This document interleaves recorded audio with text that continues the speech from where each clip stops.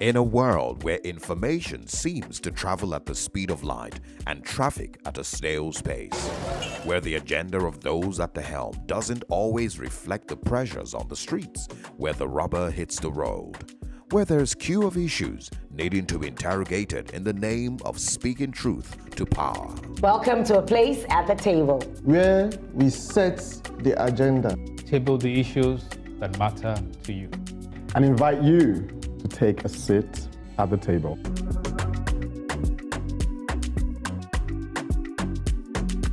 Welcome to a place at the table. At a time when some are yearning for the soft life, I will be turning our attention to Nigeria's soft power. You heard me? Welcome back, Yinka. I'm all in for the soft life and the soft power. I'll be addressing issues on a granular level. I'm talking unlocking potential opportunities every young Nigerian needs to hear about. Extra, read all about it. Anyway, we could do with some good news. For me, I'm still in the watchdog mode. In fact, some would say I've turned into a bulldog. I'm taking on the NIMC, the scandal of data breaches, and saying we need answers. and that makes the both of us, Yinka. I'm also tackling an issue of safeguarding or the absence of it. I'm sounding the alarm on a shadow epidemic that is rising amidst the hardship, the betting addiction. Welcome to the table, Yemi. Thank you, Funke. Good to be here. I'll be speaking on the X factor, cracking the Nigerian code. As you can see, our issues are broad as they are weighty. Time to drop them on the table after the break.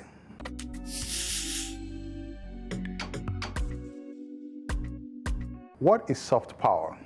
Soft power is a nation's ability to influence others through attraction, persuasion, leveraging its culture, values, and diplomacy rather than force or money. Nigeria, the giant of Africa, holds vast soft power potential that remains largely untapped. In an era where influence is driven by cultural appeal, Nigeria stands poised to lead with its rich heritage, dynamic creativity, and vibrant youth. Cultural dominance in music and film. Nigeria's Afrobeat has captured global audiences with artists like Burna Boy, Wizkid, and Tiwa Savage becoming international icons. Nollywood, the world's second largest film industry, resonates across Africa and beyond. Despite these successes, the potential to use Nigerian music and film as tools of soft power remains unexplored. How can we better promote these cultural exports to shape global narratives? Literature and intellectual capital. Nigeria writers such as Chidumbo Onuzo and Ayobami Adebayo have influenced global discussions on identity and contemporary African life. These literary contributions offer a chance to craft a global image of Nigeria that transcends stereotypes. How can we further leverage our intellectual capital to shape international perceptions? The Nigerian diaspora, one of the largest globally, is a powerful but underutilized resource. Nigerians abroad excel in various fields, yet this diaspora is often overlooked in national strategies. How can we mobilize this global network to serve as ambassadors of Nigerian culture and values? Youth and innovation. Nigeria's predominantly young population is key to its soft power. From tech innovators to fashion designers, young Nigerians are making a global impact. What platforms can amplify their voices and creativity on the world stage? Countries like the United States, France, and South Korea have successfully used soft power to shape global perceptions through culture and technology. Nigeria must strategically deploy its cultural assets to influence global narratives, build alliances, and elevate its standing in the world. What steps are needed to fully unleash Nigeria's soft power? Sports is a soft power. Unfortunately, Nigeria has lost that power. You could see the progressive diminishing of our performance at the global level. I mean, look at the just concluded Olympics. It was a dismal outing for Nigeria. In time past, Nigeria was great in boxing. And if you look at our international outings. We were very, very good in boxing, but we've lost it. And the same thing is happening to us in football. Let's just forget the other. The only one that's working for us now is athletics. Again, I do not agree, however, that the diaspora influence is underutilized, because I used to have a program that highlighted Nigerians in the diaspora, you know, on the Radio Nigeria network. And I know that NTA has that. And I know also that Nigeria has a diaspora commission headed by Abike Dabiri. I want to draw attention to the soft power that our wedding ceremonies are. I mean, all over social media, you see Oyibo people, you know, coming to marry our own, whether they're marrying Hausa, Igbo, or Yoruba. You see the energy they put into wanting to be like us, and the power. It's actually a soft power. One of the biggest assets that Nigeria has, and nobody's really talking about, is our role when it comes to influence in the social media space. That was very forthcoming during the CAF. Yes. Right, when somebody goes and says something about Nigeria, the next thing AFCON, sorry, AFCON, and then yes. you know, and then everybody's like, you know, and then somebody comes and says, "Oh, this Nigerians," on TikTok, and the next person is like, "Please, Nigerians, I'm sorry, please, I'm sorry, please, they took down my account." So we're so powerful because of our numbers. Yes. But I feel like there's a growing concern that we have. Instead of using that to our advantage, we're using that at its disadvantage, because I agree. We need to understand that social media is a global space, right? Everybody sees everything you post. So when you come out and you're posting things about your country, everybody sees it, right? It's some marketing. Yeah, so everything you post is a marketing content for your country, for your family, for yourself. Recently, on TikTok, there is this guy that talks about like investigative stories. And he talks about stuff in America. For the first time, the guy posted something about the Nigeria situation with the jets in France. And the way the guy broke down the story, I was like, nah, we didn't get to this part. I mean, what is the get on CNN, and then CNN feeds after like 2 weeks. But when something goes on TikTok, it's there for a year and it keeps on going and going and going. So we need to understand that there's a shift on how countries are positioning themselves when it comes to soft power. Back in the days, it was movies, it was radio, it was music. Now it's social media, it's TikTok, it's content creating. You see all these countries inviting all these streamers to come to their country and stream live. Yeah. I mean, when Kai came to Nigeria and streamed, I mean, a lot of people started, wanted to come to Nigeria because of his experience, because he was showing everybody what he was experiencing, the food, the fake Louis Vuitton bag across the road and all of that. But like that was all part of who we are. So that's my first point. Everybody needs to be accountable for that. Second point is around how we could also leverage on organizing international events, like the World Economic Forums, the Forbes Under 30 Summit, the World Skills Conference. Events like that bring more people to come into the country. Would you say the Olympics? I mean, I mean, we organized Koja one time. I think I was in secondary school organized Koja. But that was special, right? And we did Festac, and it was really cool. So what happened to this time? Like, why are we going backwards? Why are we not bringing more people? I mean, improving our infrastructure, of course, to be able to accommodate such events, to bring more people to come experience Nigeria. Thirdly, and finally, would be state government. Like, the state government needs to start seeing their state as a brand. What I like is that this is not about governments alone. No, individuals also have the responsibility. Yeah. But I think that's where I disagree slightly. Because soft power in the countries that you mentioned, it's a national strategy. It's part of your foreign policy. And so at a point in time, if you watched American movies, it projected America in a certain way because they were intentional about it. If you look at the trajectory of Hollywood, the fact that America might possibly have a female president is not a new thing. They've started seeding it in your mind from TV. So these things are strategic in a way that our Nollywood is not. So people watch our movies and they think everybody is doing black magic or whatever because that's what we portray to the outside world. Yeah. Or that everybody has a grand house. That's what we used to portray. Well, it's still very much there. We still very much do. We still do. The fact that we have other content is yes, but I think it'll be interesting to know what's the percentage of what is sort of modern content versus black magic, someone's trying to kill you, stepmother, all of that narrative. And another thing to tie into that is your point about the diaspora. And I don't think so. I think diaspora for Nigeria, yes, we have the commission, but it's mostly that they're sending money in. because we're not tapping into who they are in the countries where they live and what that brings us. And lastly, another thing we don't use very well in terms of soft power is Christianity. We're probably the largest exporters of Christianity in the world. You have Nigerian churches everywhere. In the world. Mega and churches. they are not just church, they are Nigerian. Like you will go there, you will hear Yoruba music.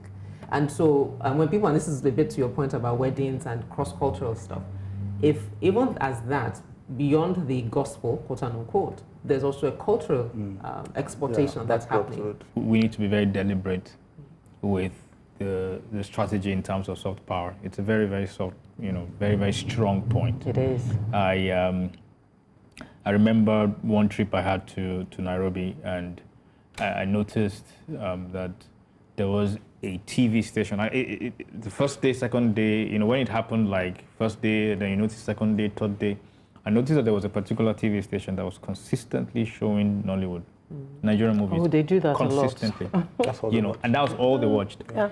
And it kind of was the introduction of who is a Nigerian. Exactly.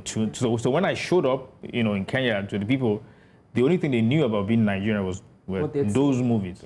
Yeah. So and they kept on asking me things like, are your roads all that on TAD? Do you people always, do you have witches and wizards chasing you all the time? Because that was what they were saying. Exactly. So for us to be deliberate, we have to be very intentional in terms of what we put out there, knowing that there's a lot of people, there are lots of people who watch those things and they take their reading about Nigeria from those movies. Last, something you mentioned about social media is happening real time. Way realer than 10 months of producing a movie or music or something in real time, and the things we say on those platforms and the way we construct those things is very, very important. So I guess we do this again. Right now, there's a war going on between Nigerians and South Africans. It's called the Bolt War. Yeah. Potential is there to be exploited and even unleashed. Bright, did you say you have some good news for us? Depends. Do you still classify as a young Nigerian? Well, if yes, please listen up.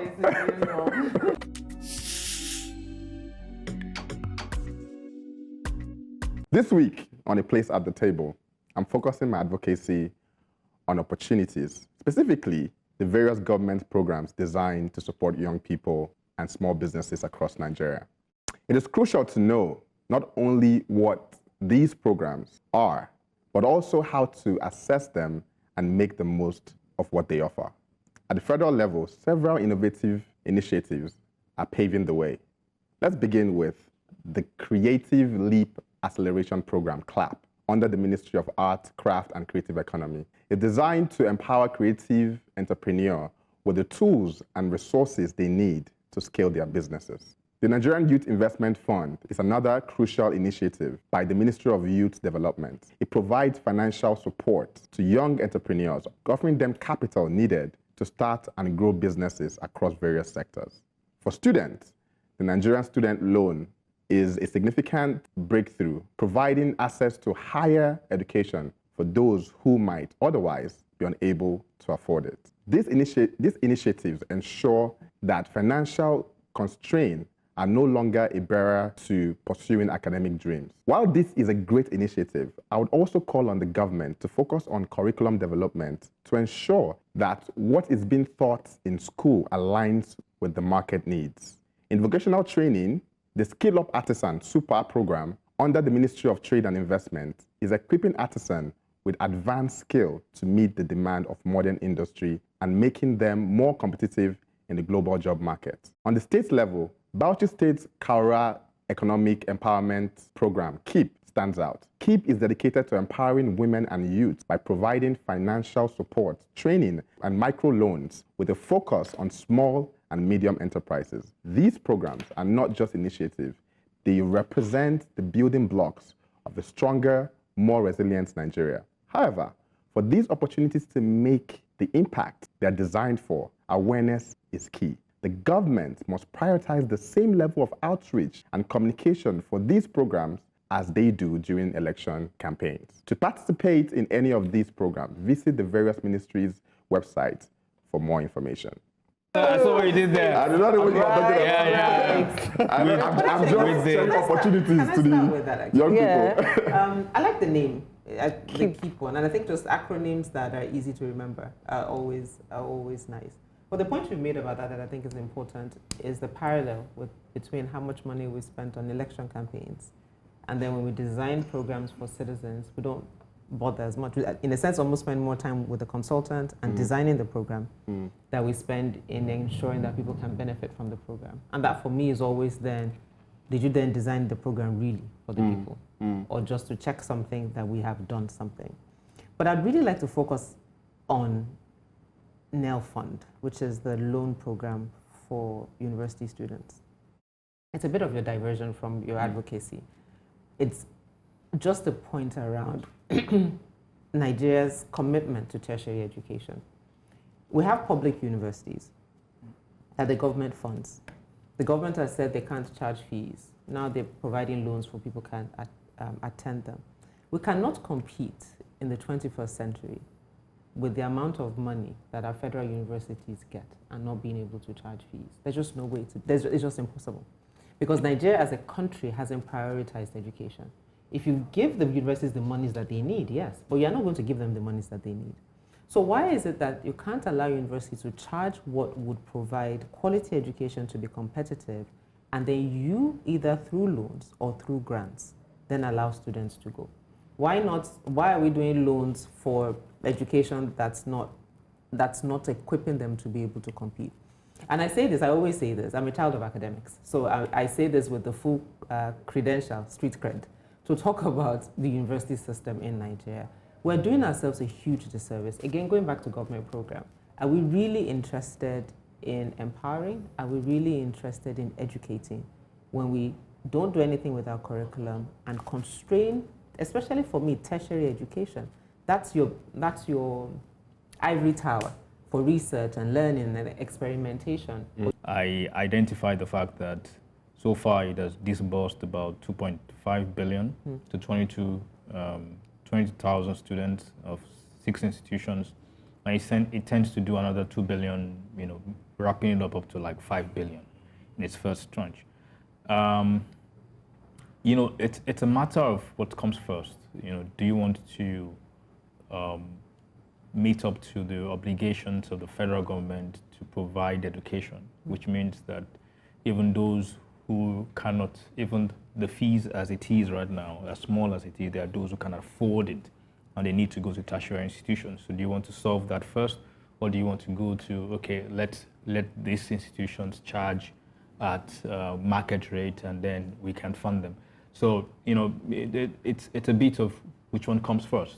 I think that when you're dealing with a situation of unlimited resources as a government, and then you ask yourself, if that is the case, will we have the fund to be able to provide for 22,000 students or 60,000 students in the first tranche? So it's a question of strategy. I think that they're approaching it the right way. I think they're going about it saying let's start, all right. When the universities are funded through this process as well, maybe also we can get to that point where we need to be. What I want to highlight in terms of NEFON particularly, which actually makes it different from all the others, is how NEFON have been very deliberate in the way that they've actually gone in publicizing their work. Among all those interventions you talked about, all those government programs, perhaps the one that people will quickly recognize is NEFON. The fact is that NEFON is very deliberate in the way it goes out. So you go on social media, for instance, all this, you said in your advocacy, go to the website, because that's what all government agencies say. Oh, go to the website. Or probably they make one post on the social media, and that's the end of it. But with NEFON, they'll put it on social media, on the website. They'll go on social media, they will engage. Go to the NEFON X and every question that is asked by any random person, there's a response. Okay, for me, I would look at 3 things. First, pushing the initiatives for beneficiary awareness. Someone talked about that. I remember how the previous government pushed the trader money. I mean, unless you didn't live in Nigeria, even people living in Nigeria knew about trader money. You advertise influencers. Honestly. Yeah. Secondly, I don't know about the fine details of this students' loan scheme, but are students in polytechnics also eligible? Because most times we do not remember these students in polytechnics. And the fact that that is the space for vocational skills as well. Which is the most important right now. Yes. So do they have access to this students' loan? Because it's critical also. It's not just about paper, theories. We also need the ones learning skills. Okay, the third one is about curriculum development and knowledge building, which I think somebody also spoke to. It's about time we revisited the curriculums in our universities. I think we just talk too much money all the time. We just talk money. The government has 2 billion, 10 billion, and these have very great stats. And it's easy to say, oh, there's some impressive things that happened, but you don't know who got 5,000 out of that 2 billion. You probably don't know anyone. So I think what we should be discussing is resources. And that is what I find very interesting about your advocacy. You said, you talked about opportunities. That's the title. You said unlocking opportunities. And I think that is what we should be talking about. So the question that comes to mind is this. So yes, the government needs to do a lot, but you see, you can't plant these ideas in people's heads if they're not thinking, that way already. So I think it's not just about young people. It's about capacity. I mean, we just did something, I wouldn't want to put too much details, and what we did with NCAC, Council for Arts and Culture, where Obi Asika is DG, is to discuss with them and say, listen, we need lands to do these things across 6 states. And we just signed an MOU.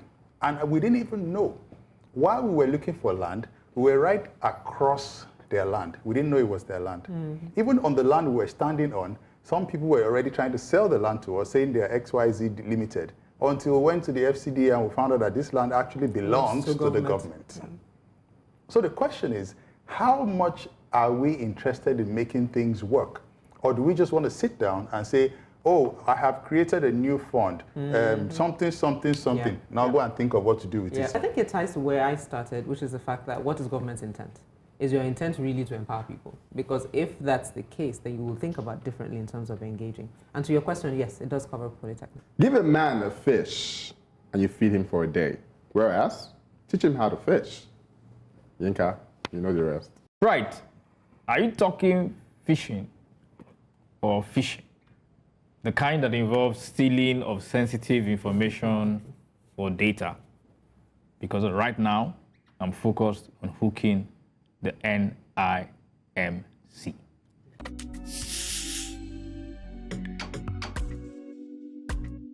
On the 16th of March 2024, FIJ, that's the Foundation for Investigative Journalism, published a story that a private website had access to registered Nigerian data and was making money from it. The next day, the National Identity Management Commission, NIMC, issued a statement denying the data breach and assuring citizens that their data was safe and secure. A few months later, on the 20th of June, Paradigm Initiative, an NGO advocating for digital rights and inclusion, issued a statement saying that it found more than one website had and were providing access to sensitive personal and financial data of Nigerian citizens for as little as 100 naira.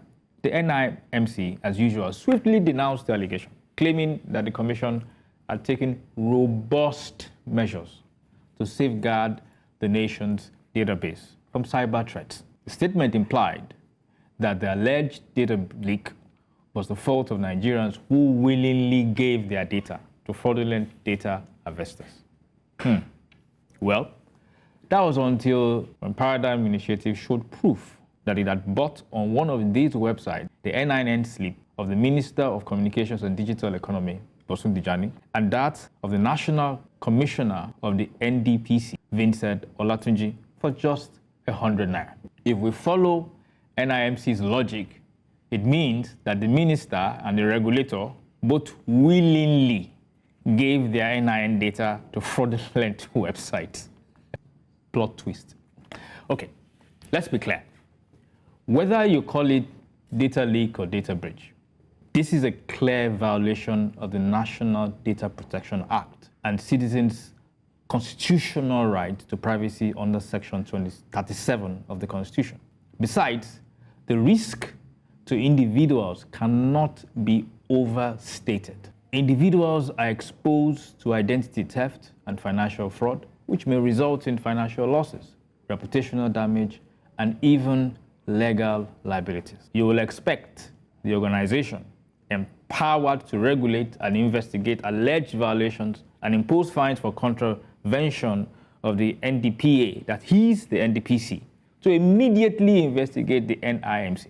Well, so far, we've had to rely on the assurances of Minister Bosun, who said that the NDPC had started a thorough investigation as to the circumstances surrounding the alleged breach. Well, Minister Bosun, it's 2 months already. What's the update? First of all, thank you for bringing this back to our attention. The NIMC response, shifting blame to citizens, is beyond inadequate. It is irresponsible. And that's something that Nigerian civil servants are used to. They are used to sweeping their incompetency under the rug. They wait within a timeline. We forget and we move to other issues because we have too many issues already. So we move to other issues and then we forget about it. We forgot about different situations, even in the National Assembly, where they accuse this person of this, and then there's an investigation, and then 2 months later, something else comes and then we forget. And then it's become a pattern. So I feel like we need to get to a point where they stop sweeping these issues under the rug and they address it.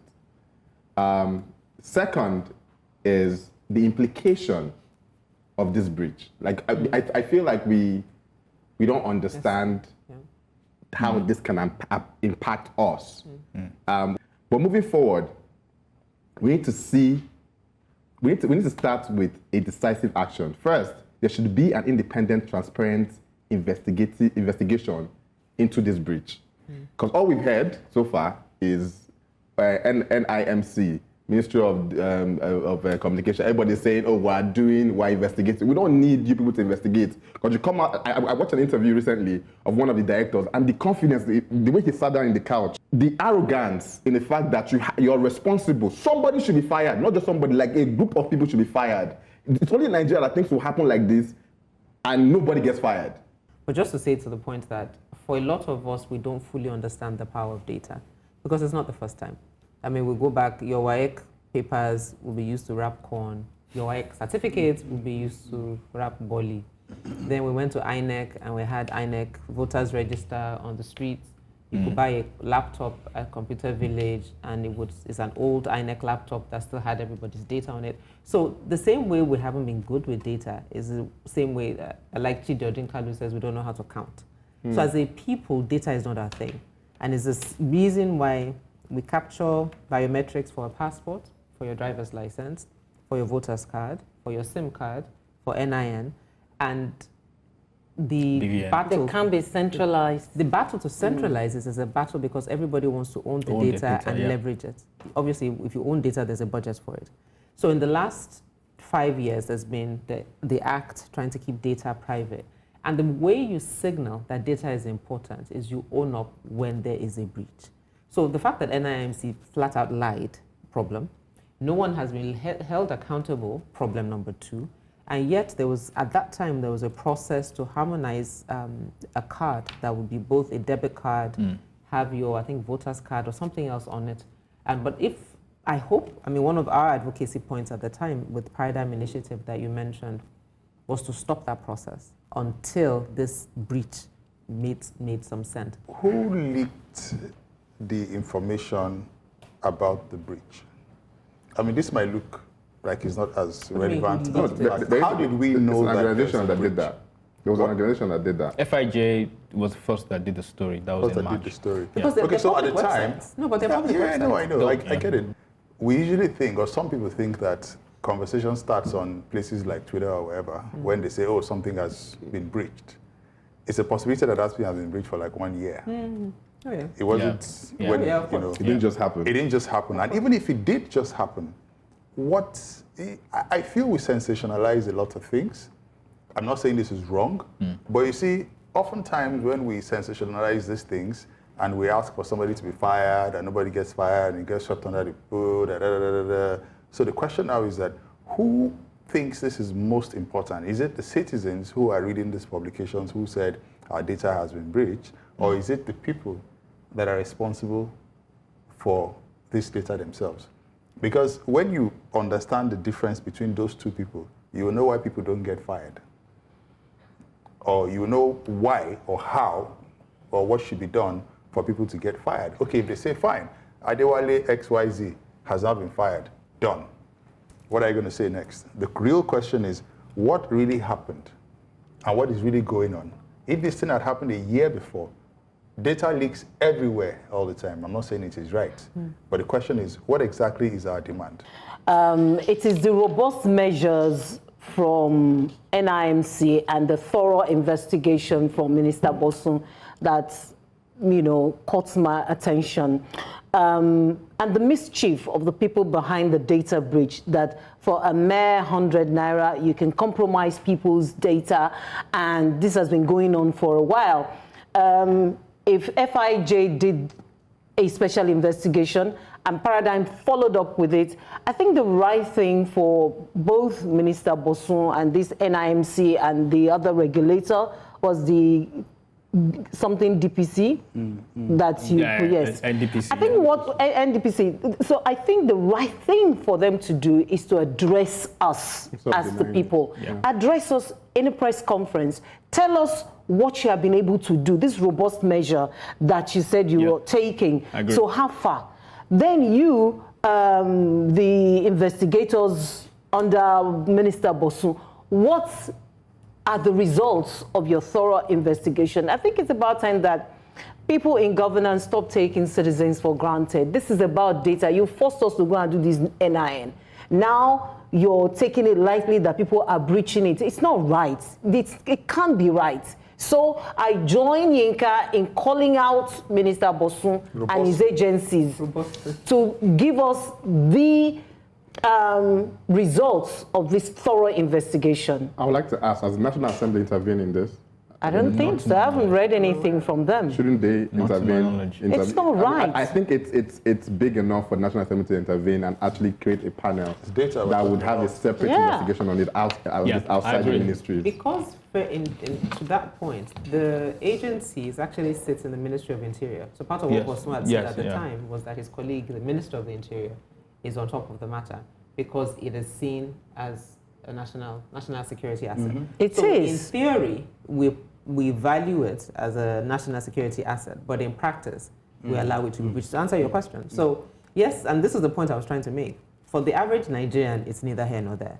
And so that's why people who do understand the value of data are making a demand on the government that you need to treat data the way data should be treated. The media has to make sure that they stay on it until we get an answer. Yeah. I made that point in my advocacy. I'm just saying. Yeah, okay. From robust measures to safeguard our data to thorough investigations into the alleged breach, this is surely a case where action must speak louder than words. Right, Funke? Absolutely, Yinka. When those who ought to be in the driver's seat appear tone deaf, it calls for amplification.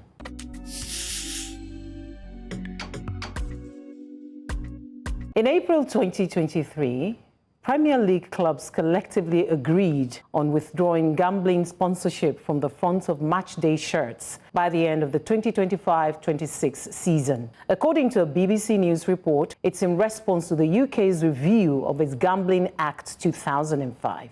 Lucy Fraser, UK's Secretary of State for Culture, Media and Sports, said, and I quote, "We have to recognize that footballers are role models who have enormous influence on young people. We need to ensure those who are at risk of gambling, harm and addiction are protected." Now, in Africa, 75% of sponsors of the last AFCON were betting companies. Betting is an addiction that could potentially assume epidemic proportions in Nigeria. Teenagers are betting with their school fees and losing. Some men of the house now routinely bet in order to supplement household needs. Betting is often a mirage, a promise of a better luck that eventually seals the penury of the one who indulges in it.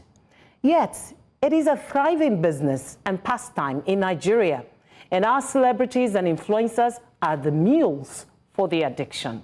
Oluwakomu, executive in residence at Lagos Business School, says betting is giving a false hope, an illusion out of economic deprivation for our youths, with many increasingly worse off losing their meager savings. There is the argument, however, that betting is a regulated sector of the Nigerian economy. It is also seen as a cash cow for the government. Does that negate the evils nurtured by the business of betting? How do we save our children from the mental and intellectual destruction that accompanies betting? The world celebrates Africa as the youngest population. We mortgage this future on the altar of billions of money through betting. Only parents of children and young adults trapped in gambling can tell how agonizing it is. The age limit barrier is certainly not working. The streets of TikTok and Twitter are filled with stories of despair. So I advocate that Nigeria's regulating body should become intentional in snatching our men away from this vicious vice. This is a conversation worth having nationally and continentally. Why men? Why men? You know, I don't. Why men? Huh? Men. Why men? You know, it's like. Well, I'm here to see a woman who is into gambling. I know there are. There are loads of women who are also into gambling. Okay, I agree. But let's be gender neutral, okay? The concept speaks to the fact. You know, well, you know. Okay, Yinka. It's about numbers, Right. Okay. Yeah.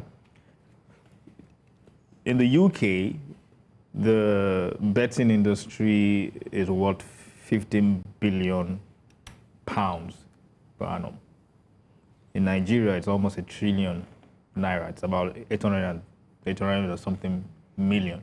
You're the numbers man, Yeah, so yeah. 800 something billion. Okay, and I understand that up to 60 million Nigerians are in the business of, you know, betting. About 60 million Nigeria. Yes. That's a huge. So it's about numbers, you know, and whether we like it or not, betting is this form of gambling, and gambling has always been, you know, has always been with us forever. It will continue to be with us forever. There's no way we can go around it. My solution is not to wish it away. If you wish it away, or if you try to regulate it away, it's still going to come back somehow. I think we should treat it like tobacco. Tax it at a high level. Yep. Okay? Those who indulge in that business, or the companies who are into it, tax them at a higher level. They will pay the price, okay? The Nigerian government will increase revenue. Those who are still in that business, who are still in the business of gambling, by the time, you know, they get to pay more, maybe to regulate their behavior. But thinking that somehow we can regulate it out of existence, I'm not so sure. Oh yes, I didn't think I had an opinion on this, but now I do. And I agree with you. A lot more men would definitely be caught in, even before seeing the stats. It's about money.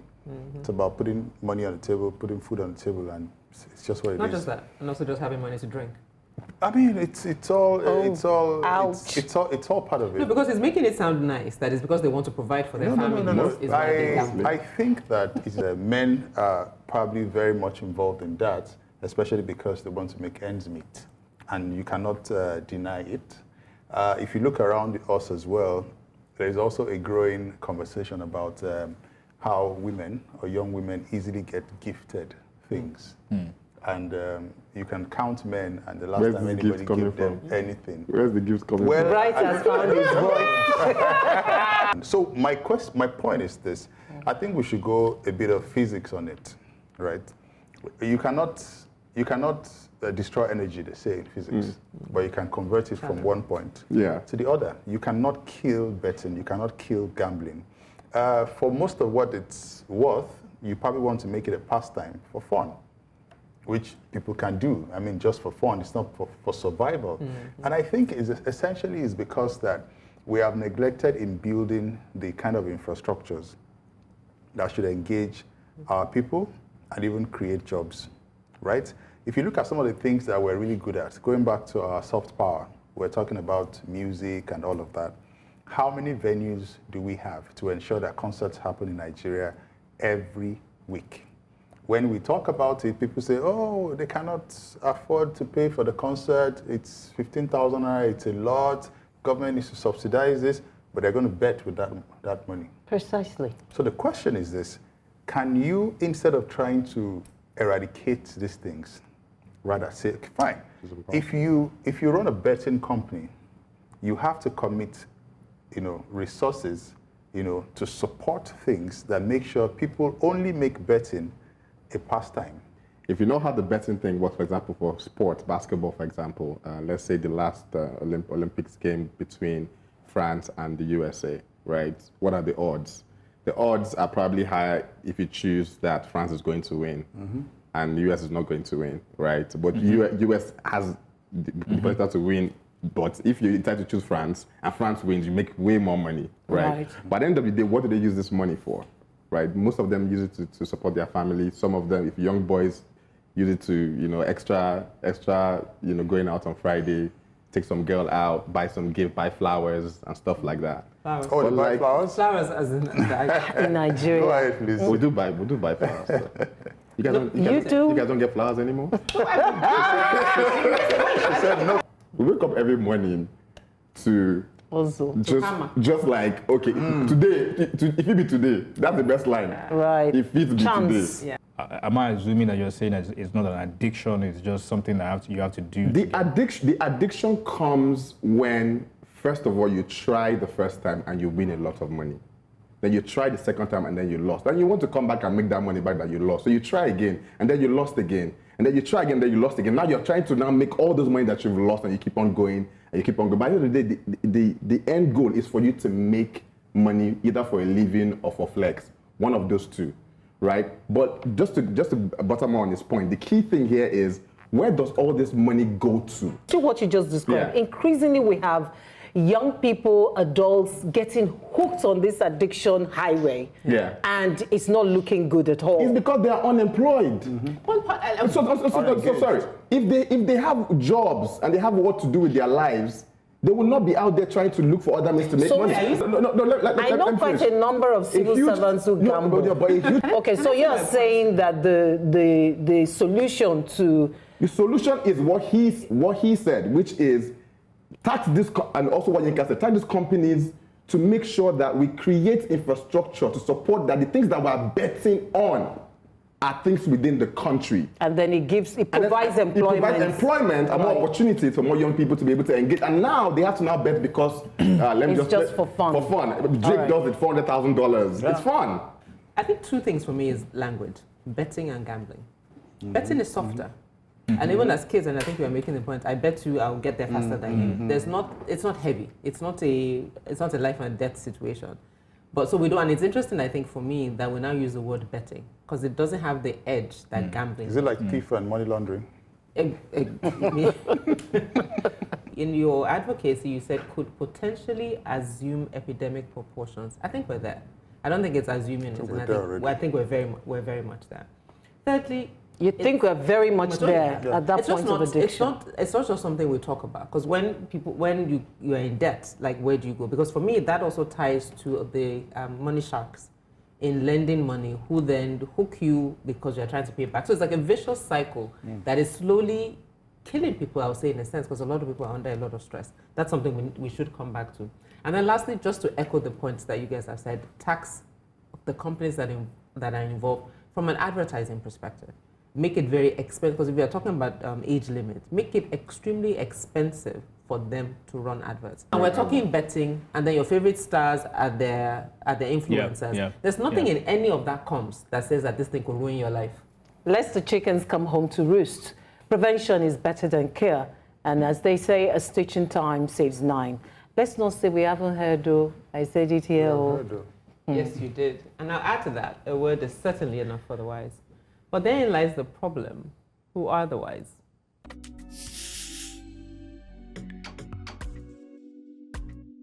So today, my advocacy is the X factor. cracking the Nigerian code.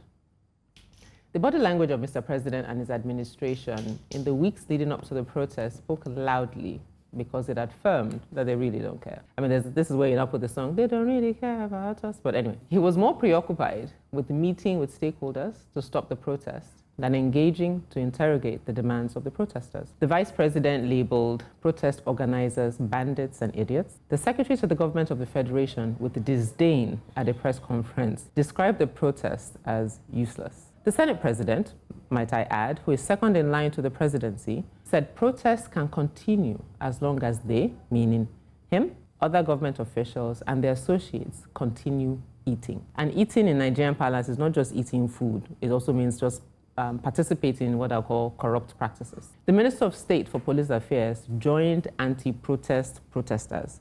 And of course, there was no problem with those ones. Several ministers held press conferences with posters behind them calling for pro-government protest, thereby validating the rise of fake civil society in Nigeria. The Nigeria police fired tear gas and used live ammunition against unarmed protesters, murdering citizens. Now, the protests were about bad governance. Many speak of the condition of our nation as though it were an unsolvable equation. However, in a talk I once gave, I expressed my belief that just as X is that unknown factor in an equation that begs for a solution, so too Nigeria is and must be a solvable problem. At times, we could be forgiven for throwing our hands up in exasperation and wondering, how do you fix a country where the abnormal has become the norm? A country where daily hustle for survival, as we've talked about, leaves you feeling disconnected, invisible, and powerless. I proposed a solution then 9 years ago, and I tabled it today. Stop electing idiots. So I say it again, stop electing idiots. How do we do this? We tend to focus on voter education, but a comms expert friend of mine is an advocate of voter persuasion, which uses data and dialogue to tease out why voters want to vote a particular way, and then start from there to persuade them otherwise. I was watching footage of the Democratic National Convention yesterday, and Obama in his speech said, our job is to convince people that democracy can actually deliver. We need to crack that code in Nigeria. First of all, I'd like to say I do not think that the government did not take the protest seriously. I do not think so. In fact, I saw the government being seriously jittery about the protest. And it's interesting the kind of protest it is, because it's a protest that they said is going to happen on so-so date, right? Maybe because we have social media. While I was growing up, we didn't used to know that there was anything that you just wake up and find out the scatter. The city has scattered. Then everybody, no school, and we're happy, and we just stay at home. So there was enough time to say, don't protest, don't this, don't that, don't, and all of that. So I really do not think that the government particularly was not, thought it wasn't. In fact, I think the government did everything possible to ensure that the protest does not happen. Yeah, no, but everything possible by intimidating, blackmail, propaganda, criminalizing protests, everything but address the issue. And that, for me, is the issue. So my advocacy wasn't that they didn't take it seriously, was that they don't care. When you care, you take protests seriously by engaging on the demands. Are you aware of the situation in the UK around the same time that our protests happened? And in one of the very rare situations like we had anti-protesters in that as well. But the context was race. Let's not conflate the issues. And Nigerians wanted to, especially government also wanted to parallel that. The context within the US was race. So there should have been anti-protesters who say, no, we don't subscribe to the fact that because you are black or brown, you are less than human. Anti-protesters in Nigeria, most of them, were organized by government, which is why you had your minister of a country standing with anti-protest protesters. Do you also possibly think that there could have been, quite a large number of Nigerians as well who did not think the protest was necessary? Absolutely. And it's their freedom of speech as well. But particularly, I love the phrase or the sentence, Nigeria is and must be a solvable problem. Beautiful, I love it. Stop electing idiots. That's where you ended it. And then you talked about voter persuasions. I mean, check everything. Where I disagree with you is picking up on what he said about and him picking up on what you said about the fact that the government didn't do enough, you know, to engage before the protest. I think they did. I know that I watched them talking with kings and obas and, you know, people to say, please talk to your people. And I know that they also kept saying, you have your constitutional right to protest, but do not make it violence. I also know that they engaged the governors to say, please talk to your people in your different states. I think they tried. But at the end of the day, they just wanted people to exercise their rights. Yes, in exercising your rights, I can also say people who are my supporters, oh yeah, come and support me too, anti-protest, you know. So it makes it vibrant. It makes it look like everyone is represented in this particular development, which is fair. It's fair for anybody to say who are for me, these are against me, you know. So that's fine. But I want to return to that voter persuasion and that Nigeria is and must be a solvable problem. And I think that's where we should devote our energy and devote our time. How can we make Nigeria a solvable problem? Going forward, what is the way to go? Stop electing idiots. I agree. The point is, first, is a constitutional right that everybody has a right to protest. That's a constitutional right. What you don't have the right to do is riot. Indeed. So we must make the clear distinction between those who are, you know, protesting and those who want to riot. Yeah. And I think the concern that the government had was that because of our recent history, there was a tendency for a constitutional right to protest to be, in a way, derailed. I believe strongly that as challenging as the last election was, there was progress in many cases. I think that in this particular case of this protest, given our recent history, there were lessons learned, okay, about how to engage. Many people look at NSAS and say, oh, it was whatever. I see NSAS as a failure, because at the end of the day, what did you achieve out of it? But with this, yes. They ended SARS. Well, okay, it kind of filtered away because those who had an agenda hijacked it at the end of the day. And that's always the thing that you must always understand, that if you go into such an activity, all right, and you don't have a very concise agenda, and you don't have an organized leadership that's able to sit down and negotiate that agenda, those who have the agenda will come in and hijack it. And that's what we saw in the north with, you know, Russian flags and everything. NSAS was actually a success. It wasn't it was hijacked, but even the protesters got carried away.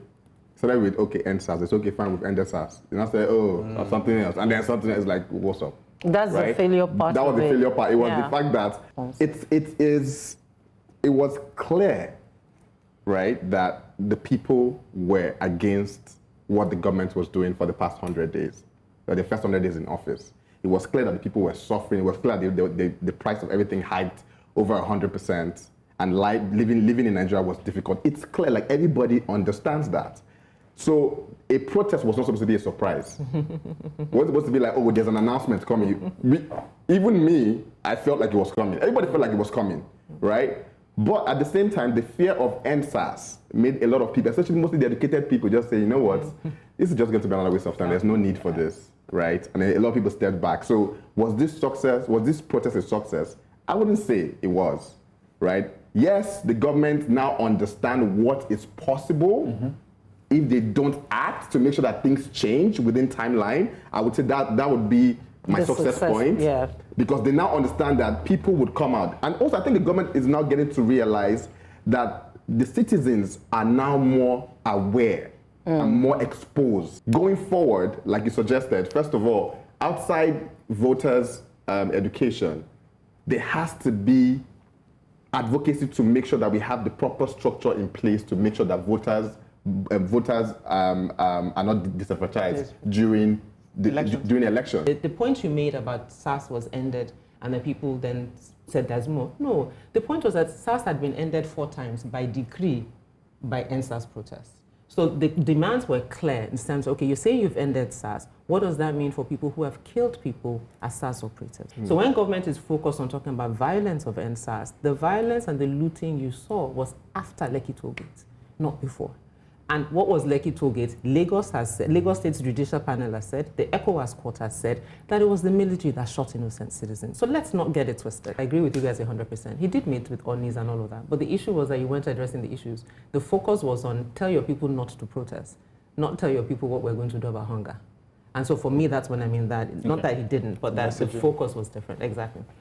Secondly, the point you made, Funke, about the framing, these are the people for me. These people are against me. You come and protest for me. You're president of the Federal Republic. Your communication should not be about for me or against me. The person that's saying I'm hungry is not against you. They're just telling you what their current challenge is. So if government sees citizens who are, from their point of view, talking about their concerns and their challenges, if you see them as being against you, and then you then need to incentivize people to now protest for you, that's a fundamental problem. Some of my favorite videos during the protest were people who had been mobilized to protest for government. And then got carried away, and we're now talking about that dude. Because that's That dude was... All right, exercising our rights as citizens could translate to enough is enough. Thank you for joining us at the table, where we set the agenda and table the issues that matter to you. Till next week, same time, same channel. It's goodbye from all of us. Adios. Bye. Bye. Hi. Yeah, doing hard sign. Oh.